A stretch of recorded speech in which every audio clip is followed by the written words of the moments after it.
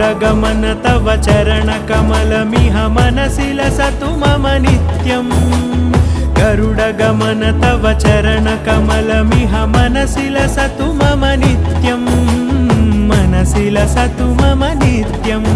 मम तापमपाकुरु देवा मम पापमपाकुरु देवा मम तापमपाकुरु देवा मम पापमपाकुरु देवा